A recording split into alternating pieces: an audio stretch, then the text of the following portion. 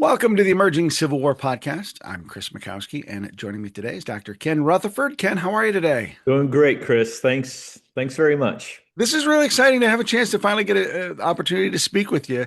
You wrote a fantastic book a couple years ago now about landmines in the Civil War, America's Buried History. And I just haven't had the chance to connect with you to talk about it. So thanks for finally Well, I've heard you speak, and I love being an audience when you speak. So well, it's a privilege to have you with me today. thank you. Yeah. So I want to start with the title of your book, if we could, because it's America's Buried History, although it focuses on landmines in the Civil War, but the title suggests a kind of a broader context for that. Mm, Um, yeah, and a lot of people would be surprised that there were landmines in the Civil War. right. So I think there's a lot for us to unpack here today. But let's start there with that title. Why did you choose the title that you chose? Well, it's sort of an analogy for my experience in discovering that there are landmines in the Civil War. I've done a lot of work globally on landmines in different parts of the world. I've written a few books on landmines, never expecting that landmines were in my own backyard here Yeah. in Virginia and Missouri. And um, the story about it is I wrote a book called Disarming States in 2010 about the global movement to ban landmines, which won the 1997 Nobel Peace Prize. And it was a movement based that landmines have killed and maimed more people than chemical, biological, and nuclear weapons combined. It was the Wow. ones and twos. And at the time, it was about 27,000 a year, the US State Department estimated. It was immediate post-Cold War. A lot of civilians were coming back to previous hostile areas or conflict zones. And so that's how I started my research. Um, and then in 2010, I moved to Virginia.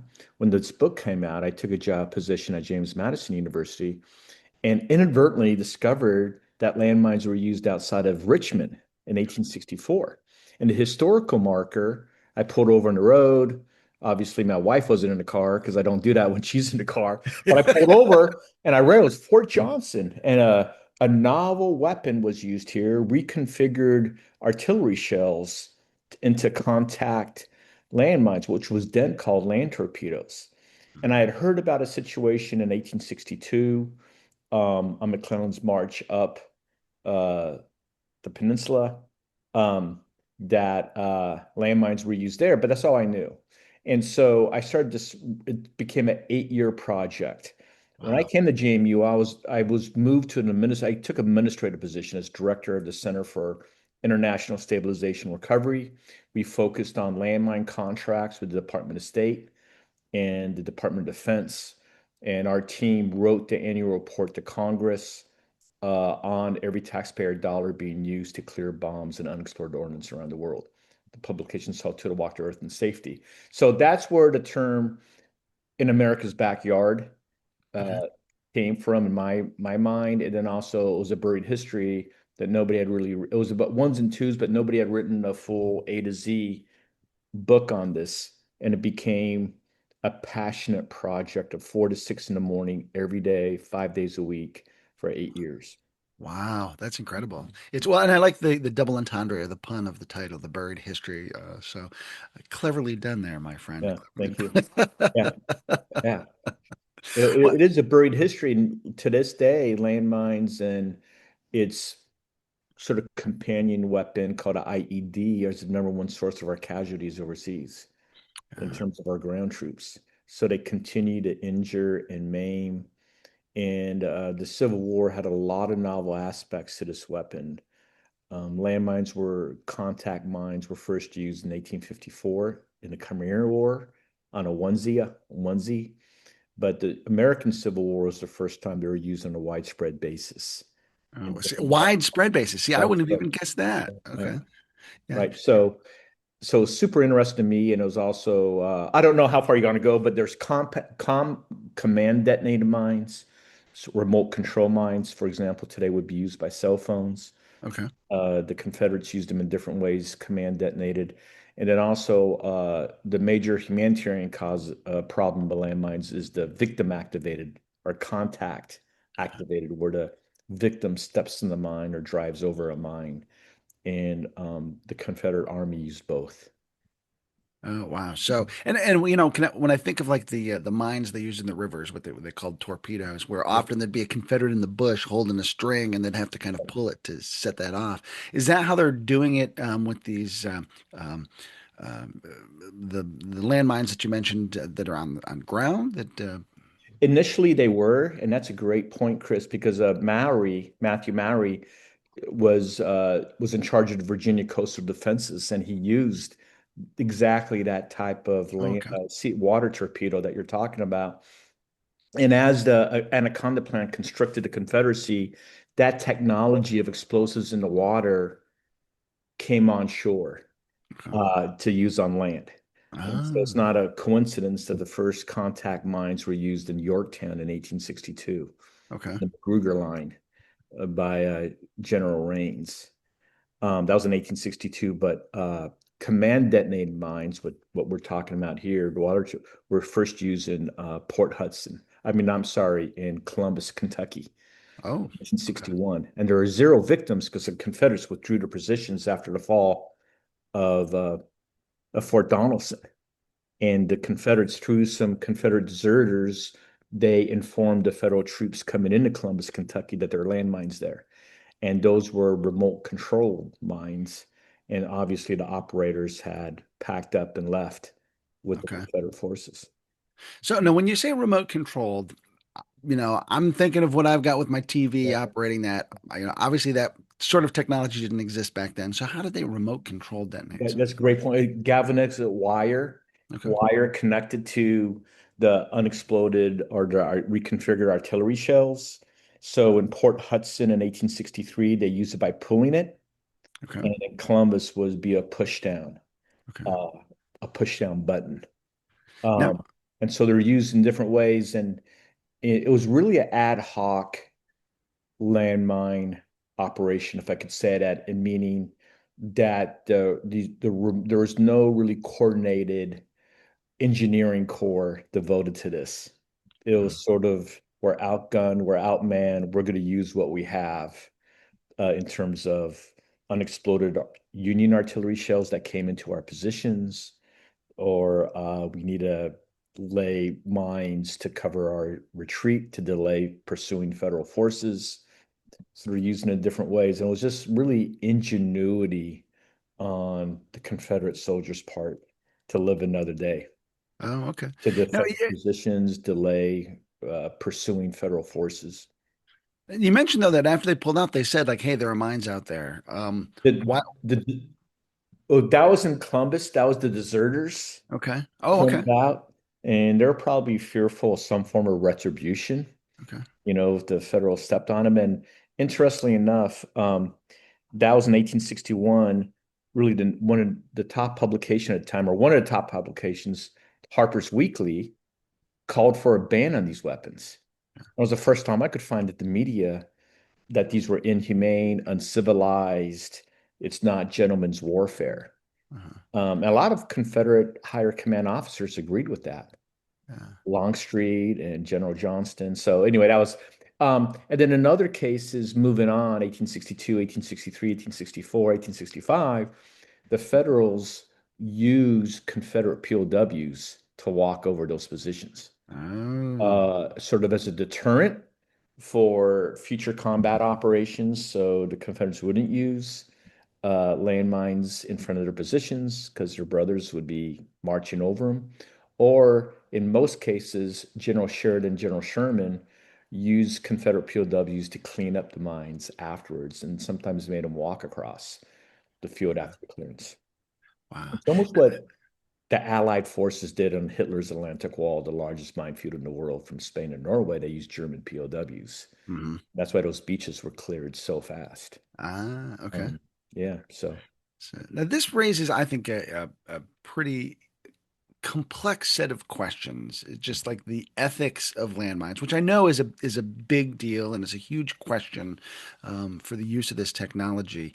Walk us through, like, what are the ethical implications of landmine use, and maybe what were they specifically during the Civil War? Just, you know, I'm sure being in a specific time and place had its own ethical issues too. yep. Okay, I'll take the first question first, which Sure. was the ethics of landmine use. And in laws of war today, modern day, as we sit here and talk, there are some principles of warfare that are generally followed under the Geneva Conventions. And there are three in particular that relate to landmine use. One is indiscriminate fire. Indiscriminate fire is illegal. And if you don't know who the target's going to be, say, launching a missile at a city or something, it's not what the NRA is. The NRA says guns don't kill people, people kill people.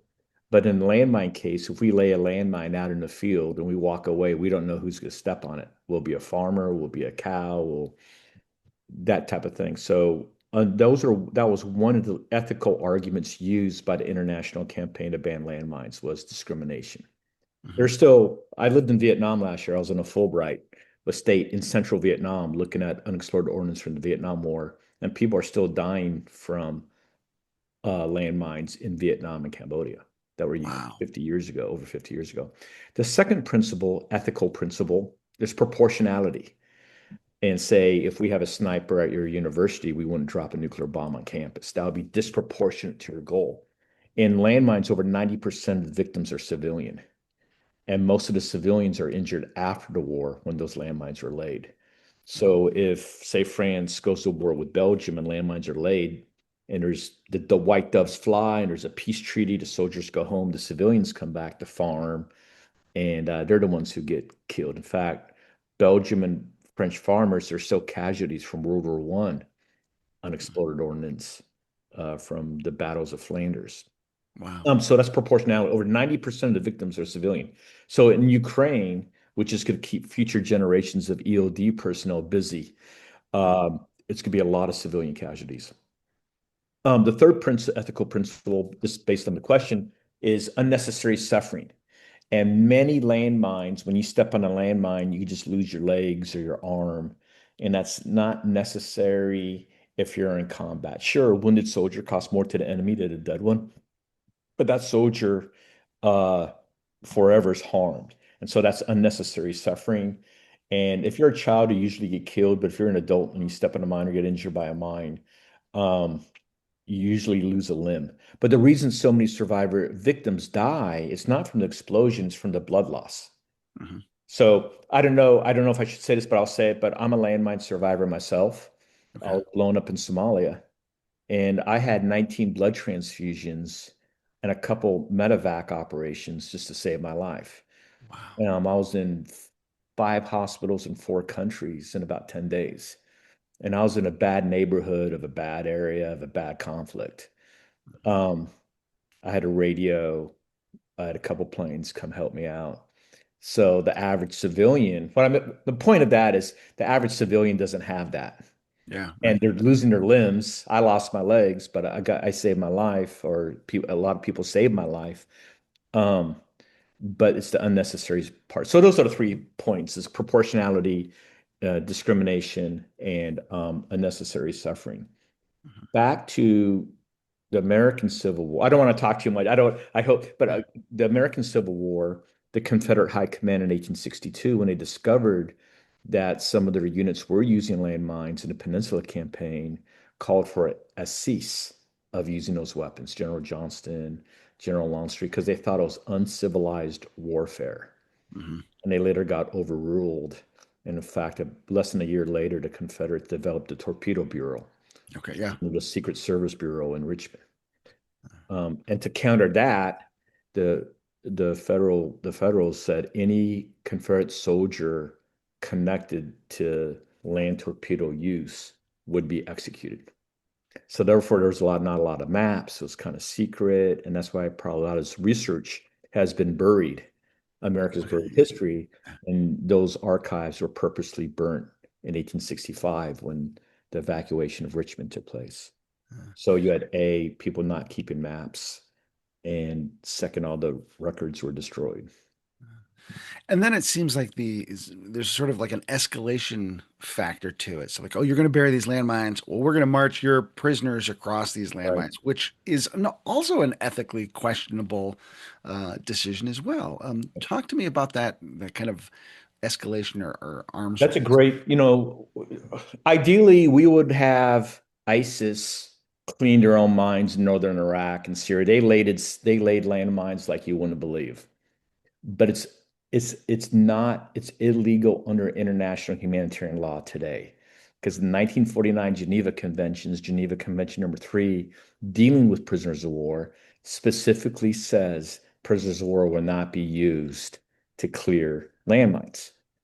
Um, which is interesting to me because the people who wrote the Geneva Convention in 1946 and 45 and 47 used German prisoners of the prisoners of war to clear the mines under beaches. The most landmine infested country in the world is World War II mines in Egypt during the Wow. Rommel Montgomery tank battle days, and nobody lives out there, and people still get killed once in a while. Maybe they're Bedouin, but they haven't cleaned up mines. But Western Europe cleaned up their mines really fast using German prisoners of war. And that's exactly what the Federals did with their Confederate prisoners of war Uh, in many cases. And that's why we don't have and I get this question a lot, whether any civilian casualties during the Civil War did a landmines like there is now, like over 90% of victims today are civilian. And there really isn't because immediate post conflict, the Confederate prisoners were merely put to use. mhm. They protested, but they were put to use. Yeah. Um, yeah. And I suppose since a lot of those were laid in Confederate territory that then goes back to becoming an occupied state, like the locals, have a vested interest in making sure that gets cleaned up, and the government has a vested interest in making sure that gets cleaned up. That's you. I didn't find. I get most of my research is primary research, mostly from federal reports, Yeah. Okay. their experiences. There's an example, and this I've never said this before. It's in my book, but I've never said it on any of my interviews. Was at Yellow Tavern. General Sheridan blew up a house of civilians with the civilians outside because they knew that there were mines on the roads where some of the soldiers were killed and Uh, didn't report out. And they said, "Could you help us point out the mines along here?" And they refused. And General Sheridan said, "All right, move your stuff out. There you go." wow. But Confederate prisoners of war were used in Yellow Tavern to clear up the mines there. And those were interesting enough, those were command detonated mines and some tripwire mines. Okay. It's just interesting to me. Every single battle, like I found like 16, 17 different battles where landmines were used, all in the South, all by Confederates. Only one battle had both command detonated and victim or command contact detonated mines in the same place. Hmm. In other words, you had command detonated mines and you had contact detonated mines in the same battle, Port Hudson, Louisiana. Okay. Every other battle had it was either or, either command detonated like at Yellow Tavern, or contact detonated like Battery Wagner, um, Richmond, uh, Yorktown, Williamsburg. And why did Port Hudson use both? Is there a particular reason for that? One is, and you would know more about this than me, but I think, according to what I found is it's one of the longest, if not the longest siege in American military history was Port Okay. Hudson, a Okay. true siege. It had Mississippi River to their back, and they had, like 7,000 defenders against 20,000 plus Mm, Union. And the siege lasted for months. In wow. fact, it lasted until Vicksburg fell, and then they surrendered. Okay. Um, but they were eating their donkeys and dogs, and they had running out of ammunition, running out of food, and the Union was just pouring in artillery into their position. And there's a high malfunction rate in artillery, even today. Yeah. Modern weapons, there's like a five. The industry says about a 5% with cluster bombs and others, but in wartime conditions, it could go up to 20%. Oh, wow. And so in American Civil War, it was even higher than that. And so the different positions they're using in the northern sector of Port Hudson, they're using command detonated mines, what they called sub-Terran torpedoes. That's a historical marker at Port Hudson. Okay. They laid them outside and pulled a string through. And in the southern part, they used contact detonated mines, where when the Federals would come up, they would step on these mines and blow up outside their positions without a human in the loop, without a soldier in the loop. And I think it was just out of desperation. In fact, one of the positions at Port Hudson was called Fort Desperate because they Okay. were so desperate. They're so vastly outnumbered. But they reconfigured Union artillery shells that failed to explode into mines, And they're also developing hand grenades from Union ordnance that failed to go. So it's a fantastic state historical park, and the museum has a lot of unexploded munitions. And when I present, I show slides or photos of Iraqi IEDs and landmines, and they look exactly like, or not exactly like, but similar to the Port Hudson Museum Yeah. in terms of reconfiguring artillery shells. And yeah. When my colleague Meg Groening wrote her book Aftermath of Battle, she had a chapter in there about amputations and really kind of discovered that a lot of the sorts of wounds that soldiers today get because of roadside bombs and such are very similar to the sorts of wounds that soldiers got in the Civil War. And so, like, the increase in amputations was up, and so she just kind of made that interesting connection between the nature of the wounds that soldiers are suffering today. What's been your experience as you've sort of looked at the way that guerrilla warfare today is using these roadside bombs what's the implication of that for the soldiery? Wow, that's awesome. When the landmine blows up, other materials become shrapnel. Hmm. The pieces of the vehicle, the dirt, the rocks around the explosive, your own bones, one's own bones becomes projectiles within your own body. Ooh, So I was blown up in the vehicle. So I had, bits of shrapnel in the back of my thigh. And as somebody said, my own bones and my foot became a projectile shooting upwards into the body. And so Meg's right that the wounds are so egregious that I don't know, just I'm going to speak from personal experience. I'm not a medical yeah, doctor, yeah, but like my right foot was off. Like I remember the first thought I had was to my translator was, is that your foot or mine? It was on the floorboard, and I crawled out of the vehicle and I tied tourniquets right below my knees. I put my legs up in the driver's seat, and I was trying to put my right foot back on. I was still attached by ligaments and skin, but it was hanging down. yeah. And the left foot was badly damaged. One toe came off. I had a hole in the bottom of my foot. I didn't know it. Mm. There's a hole there, but what I found out later, like after the local hospital run by a militia group, Nairobi General Hospital, where my right leg came off, my right foot came off in Somalia, my left leg in America, is I was my feet were destroyed. I mean, well, obviously my right foot's gone, but my left foot, I broke or smashed every bone in the body. And the doctor said that these bones became projectiles up my leg. Wow. It became, and I was lucky because I knew how to tie tourniquets, I knew my blood type. I called on a handheld radio. Um, and so a plane came and got me, but you don't have that in the Civil War. Yeah, You don't. I teach right now. I'm teaching international law. My first lesson is if you get anything in my class, know your blood type. yeah, It's critical when you're in these mine-infested areas or IEDs and cluster bombs, really to know your blood type if you want your life saved. Because as I said earlier, most of the victims who die are civilian, but most of those who die is not from the explosions, from blood loss. hmm, And really, if I had $1 million, I'd travel and say how to tie tourniquets, know your blood, have extra units of blood available in different community centers in Southeast Asia or Africa or the Middle East. Um, yeah, but so anyway, landmines are it's a weapon where like so you're below ground and you drive and your car gets blown up and the metal becomes explosives too.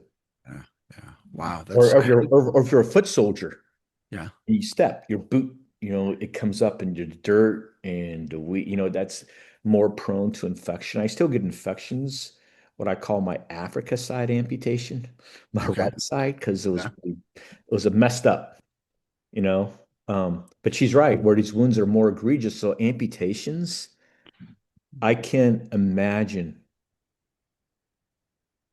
having one's leg amputated, and it happened to me. yeah, In America, like I was really asking the doctor probably too many questions right before the amputation. It was after 2 years. I had about 18 surgeries to try to save it. And he said, do you want to watch? I was like, sir. And he said, we'll numb your lower body. We'll put a mirror in the ceiling, angle it, put a sheet down, and then you could watch in the mirror. I was like, no, sir. Not, yeah. But they tried to save it, you know. And this is the Yeah, United States of America, where I had like 14, 16, or 18 operations. I can't remember. All I know is I was in a wheelchair for a lot yeah, because I was having so many surgeries. And this is from one little weapon that could cost a few bucks. mm, So again, applying it to the American Civil War, think about those foot soldiers stepping on those. And I opened my book up with the Ohio 54th in Fort McAllister, Georgia. hmm. And a lot of them were they took the fort very quickly, but a lot of them were injured and killed by mines trying to put their body. There's one where it just like resonated with me of trying to put his own limb back on. Wow, wow. That's That's crazy. that's got to be surreal. I mean, I can't It imagine it. it is so like it happened to me, and I still don't believe it. Yeah, yeah. I still don't believe it. Now, were you interested in landmine research before your incident, or is that what got you interested in it? That was my introduction. Wasn't okay. Harsh And introduction. there Okay. was, now that I say that, there was by maybe a couple weeks before, I was working with a group called Al Hittad. They're the precursors of today's Al Shabaab. And there's another group called the Somali National Front. And I was going between those areas. And one area was non-US controlled, one area was kind of US controlled, but they had Botswana and Pakistani peacekeepers there. And we went off the road and kind of did a four-wheel deal because I remember like there was like a mongoose or something jumped out of the bushes. I was like, what the hell is all that? And I was with a team of Somalis. And they said, oh, that truck just blew up by a landmine like a week ago. And I looked back over my left shoulder and there was a blown up truck.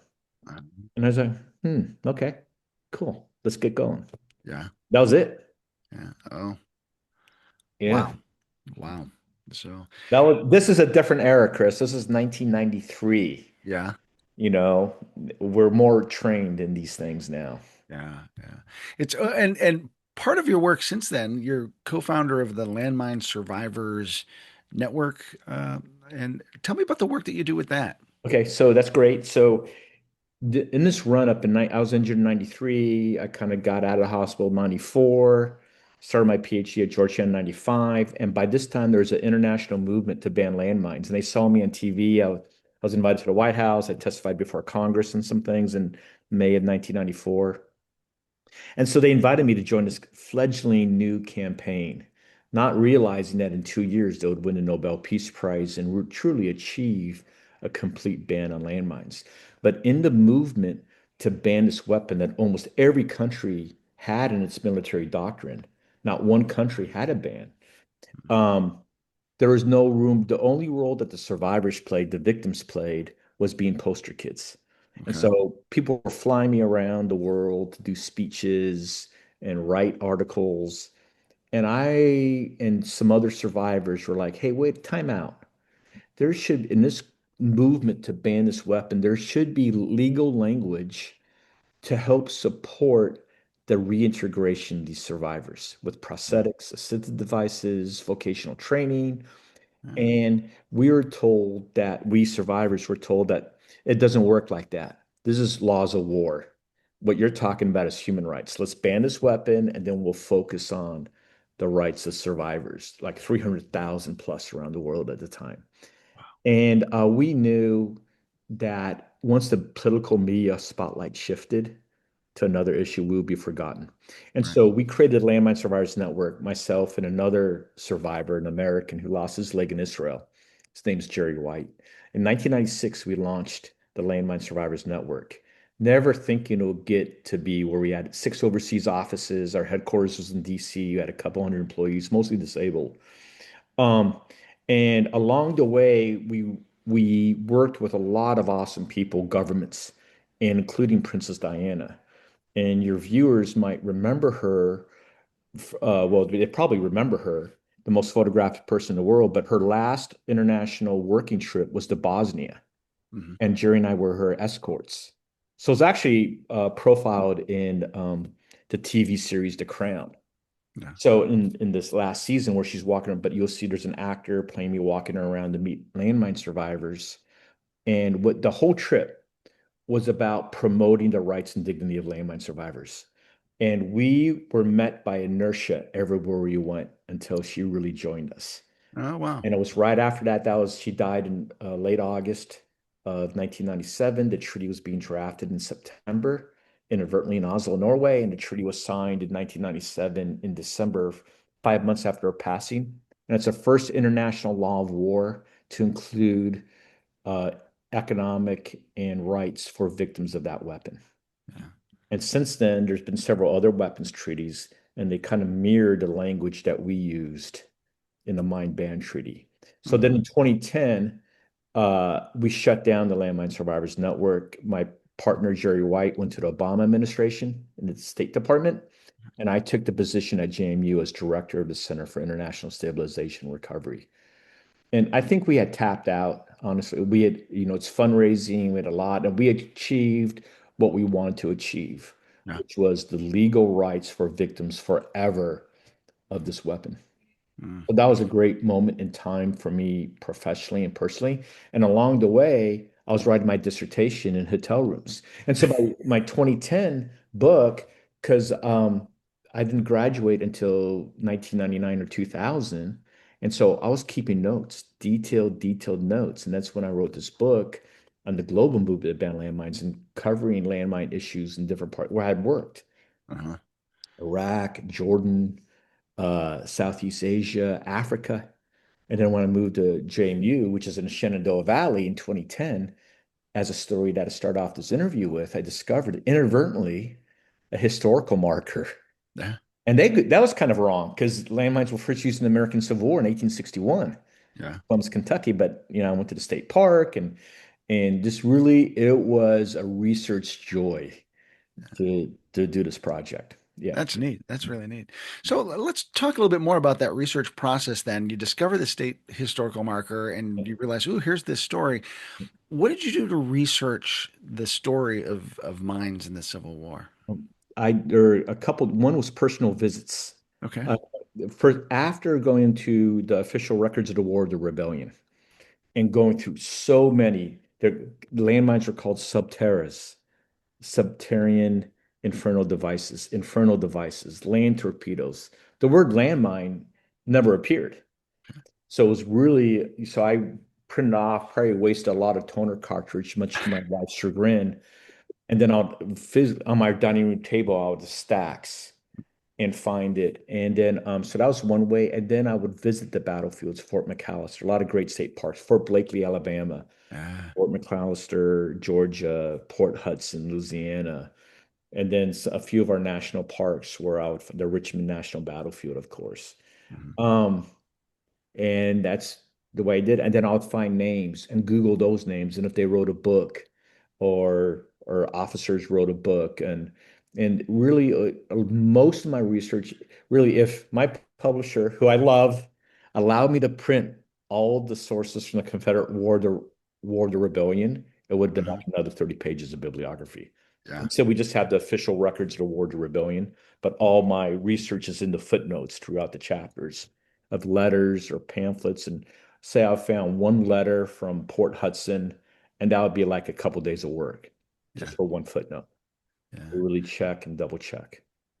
And considering the number of records that were intentionally destroyed at the end of the war, how did you navigate around that gap in the Yeah, record? that is a gap because the perspective in the book is from really the federal perspective, Hmm.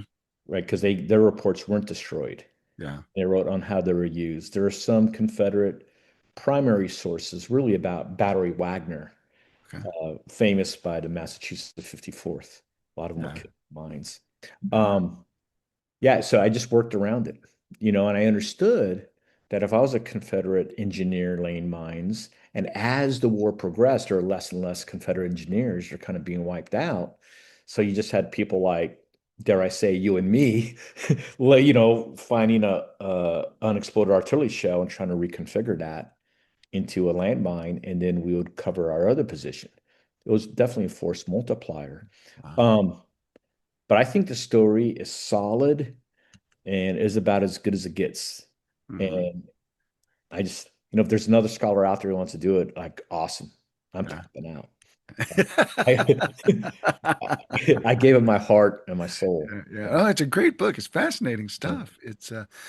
I want to kind of touch back on, you can maybe tie these two threads together where you've been talking about the laws of war, and then, you've got guys like Johnston and Longstreet saying this is ungentlemanly. So it's kind of this, maybe the same mindset, even though different terminology and different attitudes, but like, what about the whole idea of like, it's war, we're in it to win it versus, So you know, that's a great Confederate higher command debate about are landmines civilized or not. yeah, And Johnston and Longstreet were overruled by Davis and the Secretary of War, saying that landmines could be used very judiciously if necessary. You know that wiggle room language? yeah, yeah. But then by the end of 1862, November, uh, December, the Confederate Congress appropriated $100,000 or roughly to create the Confederate Torpedo Bureau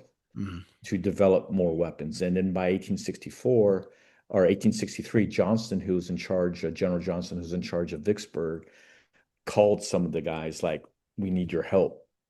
Mhm. And some of them were like kind of pissed. Like, Yeah, you just said these were uncivilized, and now you're calling for our help a year later. And so landmines were never used in Vicksburg, but they were used in Jackson because by the time these guys, they took the long way. It was yeah. General Rains, Gabriel Rains, who went south via Augusta to visit his brother George on his way to Jackson, on his way to Vicksburg. And by the time he got to Jackson, the Confederates were retreating. So he laid landmines in the streets of Jackson. And that's one of the few instances where civilians were injured by mines and killed by mines. Hmm. It was a wagon of civilians. But I forgot the question, Chris. Yeah, yeah. Just the idea of that this is uncivilized Yeah, versus yeah. in it to win it. So so and anybody in the military, and I have a son in the military, at the end of the day, you want to bring your guys home. Yeah, And you're good. As somebody told me as an officer, you don't want to be writing letters to the parents of your men, yeah, yeah. you know, and you're gonna do whatever you can. Geneva Conventions be damned. Hmm. You're gonna bring everybody home. So, of course, that idea of wanting to bring everybody home is, I think, really, really important, and maybe something for us to reflect on a little bit. Um, So it seems that as this technology developed, people's attitudes about it are developing, figuring out how to use this technology, a lot of slippery slope stuff. Did you see any indication where this was just the learning curve for landmines in the Civil War got out of control or provided, a real conundrum for anybody? So, not only did technology develop, but tactics developed as well simultaneously and how to use the mines. And what's really interesting for me, because I do so much modern study of the modern use of landmines, is nuisance mines. Lane mines as booby traps really only occurred in two spots in the American Civil War. It was around some watering stations at Spanish Fort in 1865 in Oh, wow. Alabama, and then also in Yorktown. Some of the Confederates had planted landmines in front of doorways or around the telegraph pole, non-military, non-strategic uses. So the mine use never got out of control, and I think one of the reasons is the resources were so scarce. Mm, They're so valuable, and time was short. It was very limited. Um, and so the mines were used very judiciously in desperate situations.